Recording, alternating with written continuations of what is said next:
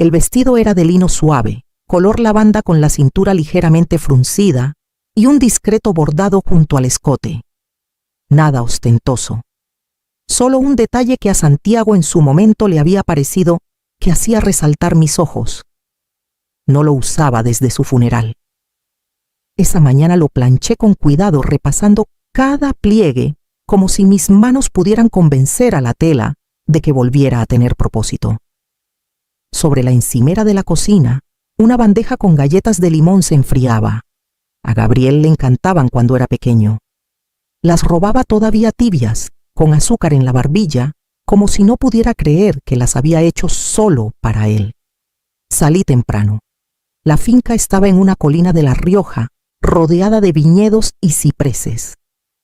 El coche lo dejé en manos de un joven con chaleco negro que ni siquiera me miró. La entrada olía a eucalipto y algo cítrico. Todo estaba perfectamente diseñado para que nadie recordara el polvo de los caminos. Crucé sola el salón principal, abrazando la lata de galletas envuelta en un paño blanco, como si llevara un recuerdo escondido en forma de merienda. En la mesa de recepción, una joven con auriculares y una tablet me recibió sin levantar la vista. Nombre, por favor. Estela Navarro. Tecleó, asintió y me entregó una etiqueta adhesiva que solo decía Estela. En una fuente cursiva sin más. No decía madre del novio. No tenía lazo ni lugar de honor. Solo un nombre flotando en una tinta clara. Las sillas blancas bordeaban un pasillo largo con pétalos de rosa y faroles de cristal colgantes. Vi a Gabriel junto al altar. Traje oscuro, corbata azul. Sonreía ensayado. Marina a su lado irradiaba serenidad. La familia de ella lo rodeaba con palmadas, comentarios, risas que fluían con soltura. Yo avancé en silencio. Un hombre con auriculares me indicó mi mesa, la número 18, cerca de la salida lateral. Las mesas del frente tenían letreros familia de la novia, amigos del novio, padres de la dama de honor. La mía solo decía Estela. Me senté entre una mujer de Pamplona que criaba caballos y un hombre que vendía seguros en Bilbao. Fueron amables, curiosos, sin saber quién era yo. Y no los corregí. Brindaron los del otro lado, habló el padre de Marina, su hermano, una amiga de universidad. Hubo chistes, una anécdota sobre tequila. En algún momento alguien preguntó si la madre del novio diría unas palabras. Marina sonrió, inclinó la cabeza. Quizás más tarde dijo, mientras se servía más vino. La comida llegó templada. Un pollo seco con salsa de almendras. Nadie en mi mesa terminó su plato. El postre, un pastel de limón con merengue, lucía mejor de lo que sabía. Di un bocado. Era amargo. Gabriel no se acercó ni una vez. Bailó con Marina, luego con su suegra y después con una tía. El fotógrafo pasó por mi lado 2 veces sin levantar la cámara. Sonreí igual. Doblé mi servilleta y la deslicé debajo de la copa vacía. Me fui sin hacer ruido. Una semana después, Gabriel me llamó e insistió en invitarme a cenar. Solo nosotros 2. Una semana después de la boda, Gabriel me llamó. Su voz sonaba más liviana de lo habitual, como si las capas de formalidad hubieran sido alisadas de antemano. Marina estará con unas amigas, me dijo. Me encantaría que cenáramos los 2 tranquilos, como antes. Acepté, aunque ya no recordaba con claridad cuándo había sido ese antes. Me vestí sin ceremonia. Un suéter de lana color crema, el mismo que usé el día que traje a Gabriel del hospital cuando nació. Lo había guardado doblado entre mantas y sábanas viejas, como si conservara parte de algo que ya no sabía nombrar.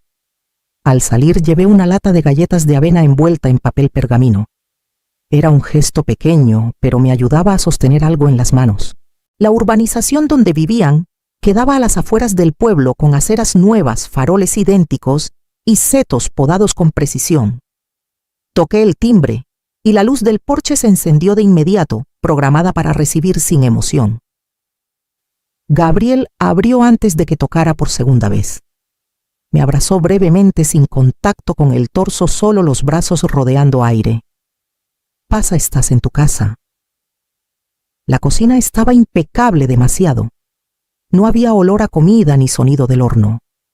Solo 2 platos servidos con precisión y una botella de vino ya descorchada en el centro de la mesa. Sobre la encimera, perfectamente alineados, había varios papeles sujetos por un bolígrafo azul.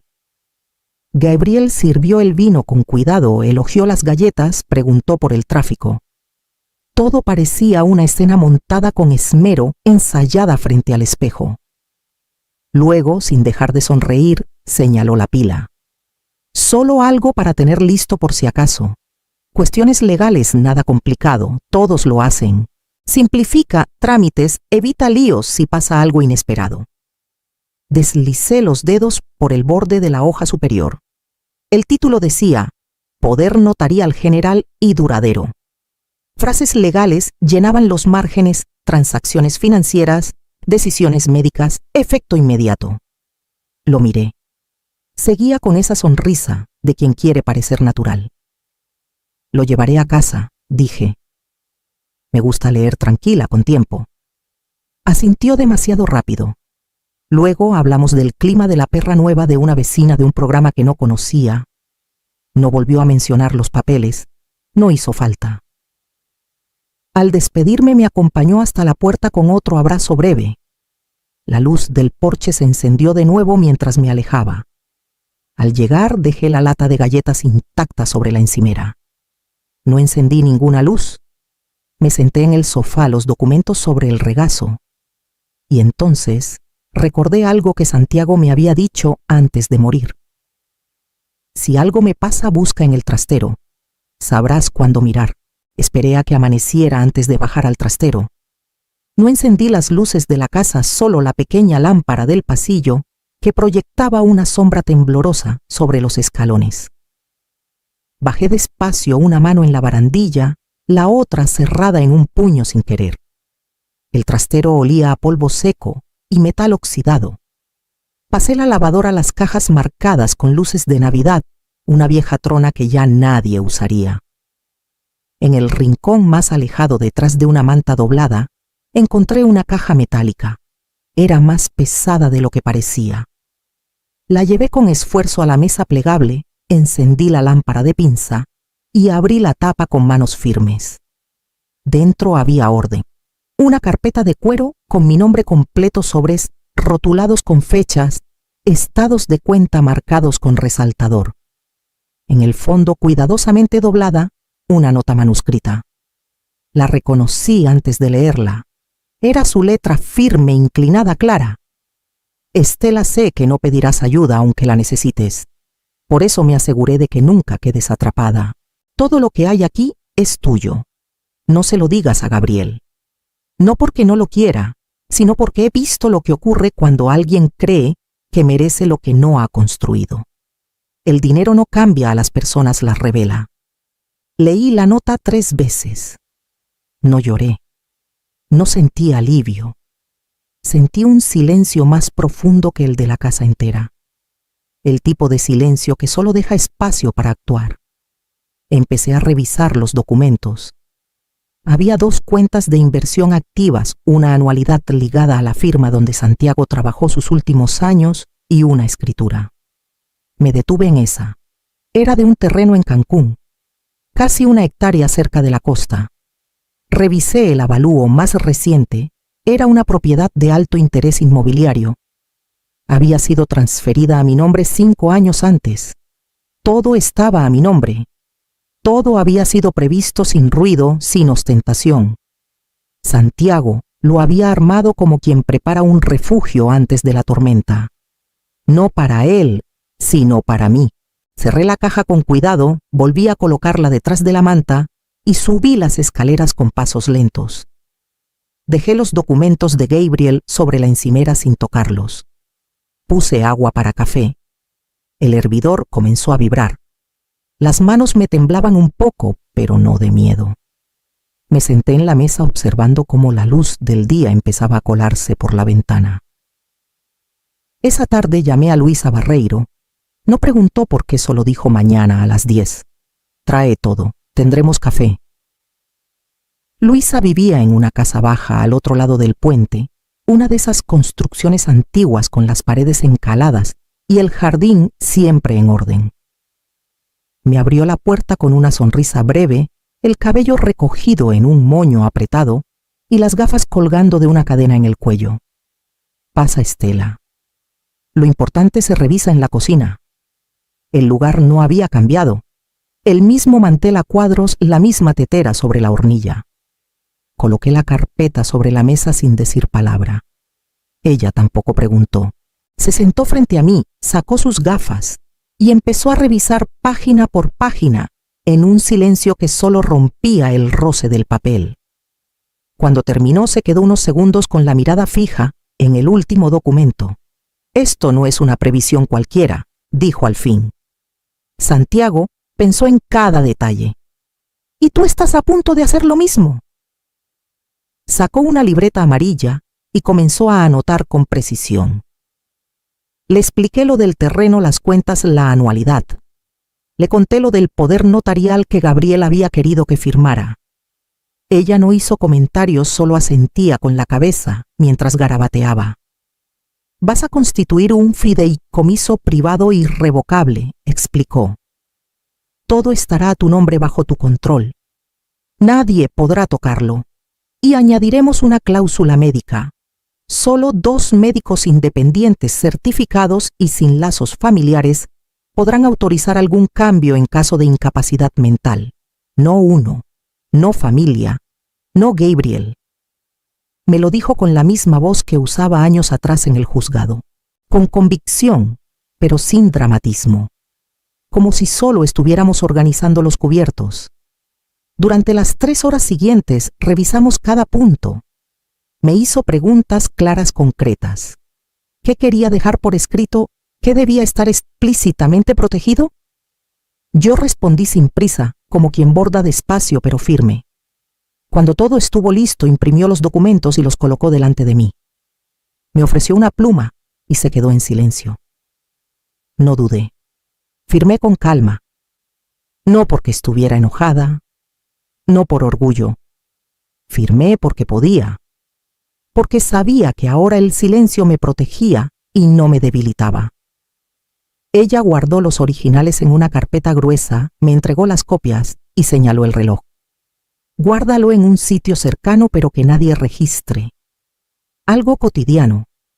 Un lugar que solo tú usarías sin pensarlo. Salí con el cielo encapotado sobre mí y una quietud distinta dentro del pecho.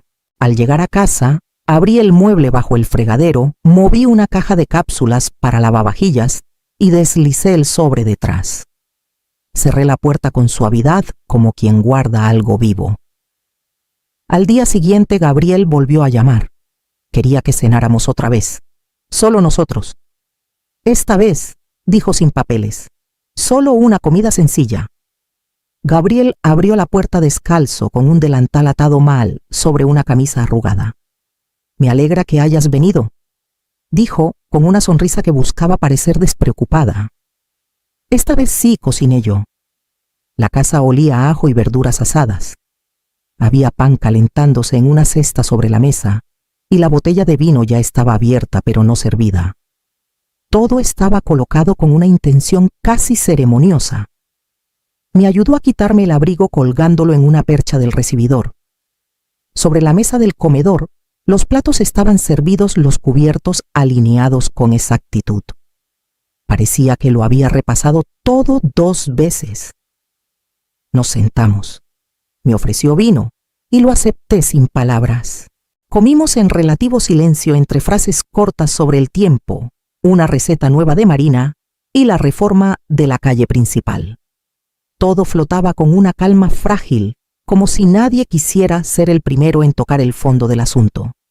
Yo sabía que estaban allí antes de verlos, pero no los miré directamente. Sobre una pequeña mesa auxiliar junto a una libreta y una vela encendida, había una pila de papeles. No eran los mismos de la vez anterior. Estaban sujetos por una pinza metálica con una nota encima, formato provisional. Facilita trámites. Esperé. Gabriel no los mencionó hasta que terminamos el segundo vaso de vino. Entonces se levantó, los tomó con ambas manos y los colocó frente a mí con una expresión casi de disculpa. Hablé con un amigo que trabaja en temas legales con personas mayores. Me sugirió algo más sencillo. Nada definitivo, solo por si acaso. Esto es más flexible. No toca tus cuentas ni tu casa, solo establece directrices básicas. Es solo una medida de precaución. Asentí sin decir nada. Abrí el bolso despacio, saqué un sobre rígido y lo deslicé hacia él sin apartar la mirada. Era una copia notariada del fideicomiso. Con su sello, su número de registro, mi nombre en mayúsculas. Gabriel bajó la vista. Parpadeó una vez, luego otra. No preguntó. No intentó justificar nada. Se quedó en silencio con la espalda recta y los dedos apoyados en los bordes del papel como si tuviera miedo de moverlo. Sus labios se apretaron, pero no dijo nada. Me serví un poco más de agua. Él volvió a sentarse lentamente. Terminamos la comida con frases sueltas sobre un libro que no había leído, un documental que no recordaba. La tensión se deslizaba por debajo de la conversación, pero no subía a la superficie. Al despedirme me abrazó otra vez, un poco más fuerte esta vez, aunque sin apretar del todo. Al cerrar la puerta tras de mí, supe que no llamaría pronto, pero lo hizo. Y lo que dijo no me sorprendió. El mensaje llegó a las 9:14 de la mañana. Estaba sirviéndome café cuando vi parpadear la pantalla del móvil. Hiciste esto más difícil de lo necesario. No había saludo, tampoco despedida. Solo esa frase seca como un golpe contenido. No respondí. Dejé el teléfono boca abajo junto al fregadero y seguí con lo que tenía entre manos. El café se enfrió. Lo bebí igual. Esa misma tarde llegó otro mensaje, esta vez de Marina. Lamentamos que las cosas se pusieran incómodas. Solo queríamos actuar con responsabilidad. Si alguna vez deseas hablar, estoy disponible. Criaste a un hijo fuerte. Queríamos apoyar su futuro. Lo leí 2 veces. Las palabras eran suaves, pero por debajo había algo más rígido, más calculado. Como si hubieran trazado una línea y yo me hubiese salido del espacio que me correspondía. Tampoco respondí. No borré el mensaje. Simplemente lo dejé ahí flotando. Los días siguientes fueron silenciosos. Me moví dentro de la casa como quien no quiere despertar a nadie. Empecé a ir más seguido a la biblioteca pública. No para leer, para estar entre personas que no esperaban nada de mí. Allí conocí a Juana, que llevaba siempre una cruz bordada en la solapa y ofrecía caramelos sin pedir permiso.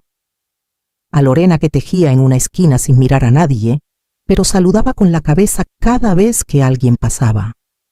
Y a Margot, que caminaba con bastón solo cuando alguien la miraba.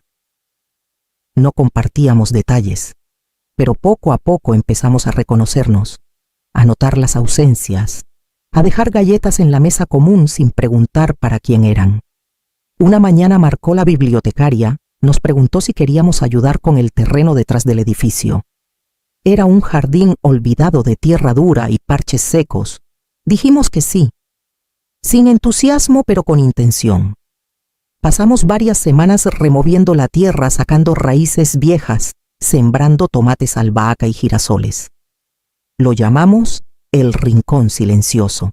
Volvía a casa con las uñas sucias y los hombros doloridos, pero con algo dentro que ya no dolía igual. Cuando pensaba en Gabriel, ya no sentía rabia ni tristeza. Sentía distancia, un tipo nuevo de claridad. Un día al regresar vi un coche estacionado al otro lado de la calle. No se movía. No tocó el timbre. Solo estaba allí con el motor apagado y las manos del conductor quietas sobre el volante. Lo observé desde la ventana de la cocina mientras el agua comenzaba a hervir en la tetera. Estuvo allí casi 20 minutos sin moverse, sin mirar el teléfono. Solo las manos en el volante y la espalda recta, como si contuviera algo que no sabía cómo decir. Cuando finalmente salió del coche, Llevaba un sobre blanco en la mano, sin carpeta, sin adornos. Subió los escalones del porche lentamente y se sentó en el primer peldaño, con los codos apoyados en las rodillas, la mirada baja. Igual que cuando era niño y esperaba a que la cena estuviera lista. Abrí la puerta sin apuro. No me sorprendió verlo allí, ni el sobre en su mano. Levantó la vista y supe de inmediato que llevaba días ensayando lo que estaba a punto de decir. «Lo siento, mamá», dijo sin rodeos. «Perdí la brújula. Dejé que el dinero hablara más fuerte que el amor. No quise, pero lo hice». Me quedé de pie sin acercarme demasiado. Lo observé unos segundos como si intentara encontrar al niño que una vez sostuvo mi dedo con toda la fuerza de su mundo. Aún quedaba algo de él en los ojos. «Te perdono», dije al fin. «Pero el perdón no viene con una llave». Asintió. No discutió. No preguntó qué quería decir con eso. Solo colocó el sobre entre nosotros en el escalón y se levantó. «Gracias por venir», murmuró, «y por escucharme». Caminó de vuelta al coche con pasos medidos como si pesaran más de lo que aparentaban. No tomé el sobre. Lo dejé allí reposando entre la madera y el viento de la tarde como una conversación a medias. Me quedé sentada un rato más, los brazos cruzados y el abrigo abierto, dejando que el silencio llenara el espacio que él había dejado. Esa noche, al volver a entrar, no encendí la televisión ni revisé el móvil. Fui directo al escritorio del salón, abrí un cajón bajo las cartas viejas y saqué una hoja en blanco. No era para Gabriel, era para mí, o mejor dicho, para la mujer que fui durante tantos años. Empecé la carta con su nombre, el mío. «Querida Estela, ya puedes sentarte. Nadie te lo pidió, pero llevaste más peso del que te correspondía. Dijiste sí tantas veces por amor que olvidaste cómo sonaba un no. Silenciaste la rabia, el cansancio, incluso la lucidez. Y lo hiciste por creer que amar era ceder. Pero ahora te escribo para decirte que ya no hace falta. Lo que temías perder no era tuyo, y lo que realmente importa nunca dependió de tu obediencia. No necesitas explicarte más. No tienes que ser útil para ser querida. Has cumplido». Con manos tranquilas doblé la hoja y la guardé entre las páginas de un cuaderno viejo. Luego fui a la cocina. Mezclé huevos, harina, un poco de azúcar moreno. Horneé un pastel pequeño, solo una capa, solo para mí. No celebraba nada en particular, o tal vez sí. Encendí una vela no por nostalgia, sino por rito. Cerré los ojos. Pedí un deseo sin pronunciarlo. Uno que no necesitaba ser oído, solo sentido. La casa estaba en calma. Afuera el viento rozaba las ventanas con la suavidad de algo que ya no busca entrar.